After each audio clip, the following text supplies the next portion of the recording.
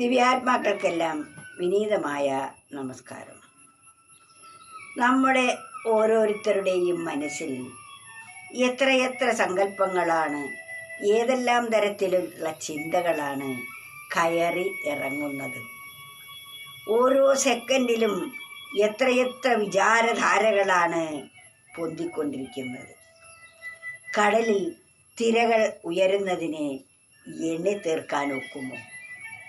അപ്രകാരമാണ് മനസ്സിൽ പൊന്തിക്കൊണ്ടിരിക്കുന്ന വിചാരധാരകൾ.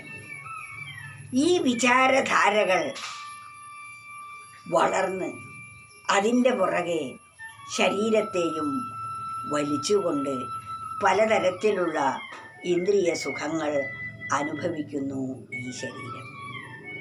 അതിൻ്റെ പ്രത്യാഘാതമായി ദുഃഖവും അനുഭവിക്കുന്നു. സുഖം അന്യവസ്തുക്കളിലാണെന്ന് ധരിച്ചാണ് അന്യവസ്തുക്കളുടെ സമ്പാദനം ചെയ്യുന്നത്. സമ്പാദനത്തിൽ പിന്നീട് അതിനെ നിലനിർത്താൻ, അതിനെ നഷ്ടപ്പെടുമ്പോൾ ദുഃഖം, ആർജിക്കാൻ ദുഃഖം, ഇങ്ങനെ പോകുന്നു. മനുഷ്യൻ്റെ മനസ്സ് എപ്പോഴും ചഞ്ചലമായിക്കൊണ്ടിരിക്കുന്നു. ഈ ചാഞ്ചല്യമാണ് ദുഃഖഹേതുവായിരിക്കുന്നത്. അതിനാൽ പലതിൻ്റെ വിചാരമകന്നമൃതക്കടലേ മതി നിന്നിലലിഞ്ഞിടുവാൻ അനുകൂലമകത്തിരവിന്നു ഉണർവിൻ നരുളീടണമേ ജനകോടികളായിട്ടുള്ള വ്യക്തികളിൽ അന്തര്യാമിയായിരിക്കുന്ന ആ പരമസത്തയെ ബോധിക്കാൻ അനുകൂലമായ ഒരു മനസ്സ് ഉണ്ടാവണേ എന്നാണ്. പലതിൻ്റെ വിചാരമകന്ന് പല സങ്കല്പങ്ങളാണ് പൊന്തിക്കൊണ്ടിരിക്കുന്നത്. അതൊക്കെ മാറി അമൃതക്കടലേ മതി.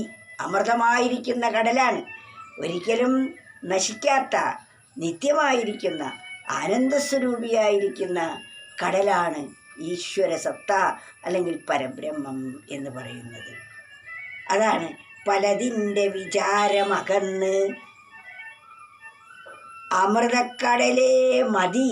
അമൃതക്കടലാണ്, ഇനി പല വിചാരങ്ങൾ നിർത്തൂ, നിന്നിലലിഞ്ഞിടുവാൻ.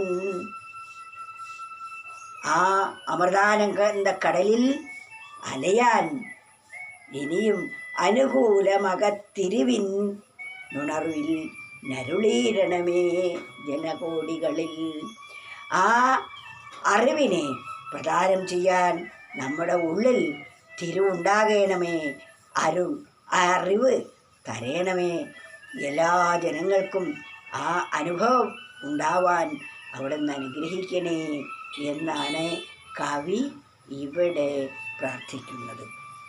അതിനാൽ നാം നിരന്തരമായ ആത്മവിചാരത്തിലൂടെ നാം ഉണർന്നു കഴിയുമ്പോൾ നമുക്ക് ഈ പ്രപഞ്ചം മിഥ്യയാണെന്നും ഈശ്വരൻ മാത്രമാണ് സത്യമെന്നും അത് താനാണ് എന്നുമുള്ള പരമസത്യം അനുഭവമേ വേദ്യമാകും.